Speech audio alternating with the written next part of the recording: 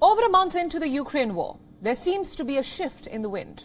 Russia has pledged to scale down fighting around Kyiv, marking the most significant progress in peace talks till date. But Western allies were quick to express their doubt over Moscow's intentions. Here's what we know so far. Russia has said that it will drastically reduce combat operations around two cities, the capital Kyiv and the northern city of Chernihiv. The statement was made in Istanbul, Turkey, where negotiators from Ukraine and Russia met on Tuesday. President Zelensky in his nightly address too sounded cautiously optimistic, but said that ultimately the positive signals do not drown out the noise of the shelling by the Russians.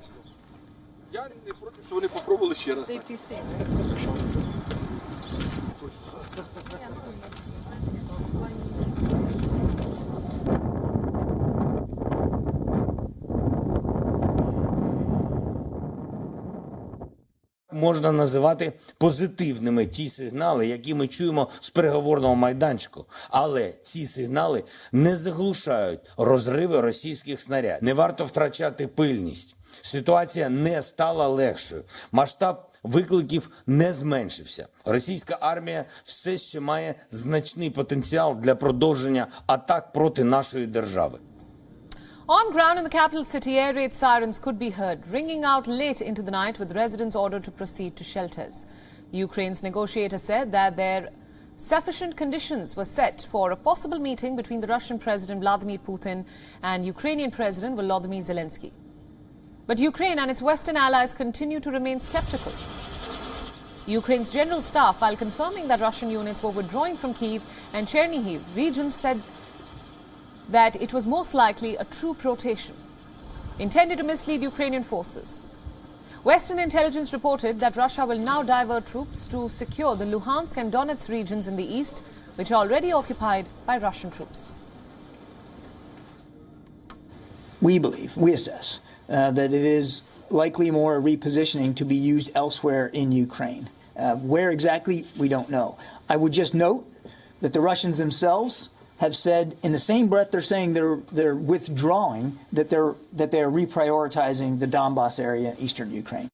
The UK too echoed a similar message, saying that it will judge Putin and his regime by his actions and not words. US President Joe Biden also spoke to Johnson and the leaders of France, Germany and Italy and vowed not to let up the strong economic sanctions imposed on Moscow.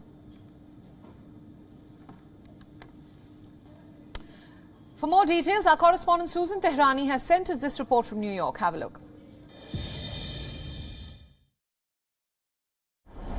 Face-to-face talks between the Ukrainians and Russians resumed, and both sides claimed that some progress has been made. Meanwhile, on Tuesday, Russia announced that it would, quote, drastically reduce troop deployment around the cities of Kyiv and Chernihiv in Ukraine. Immediately after that announcement in the United States, from the president to the State Department to the Pentagon, skepticism was expressed regarding that announcement. U.S. Secretary of State Antony Blinken said that Russia's actions must match its words. He also said that it's unclear whether the troop reduction is a pullback or a redeployment to other parts of Ukraine. Speaking to reporters, Antony Blinken said, quote, I would leave it to our Ukrainian partners to characterize whether there is any genuine progress and whether Russia is engaging meaningfully.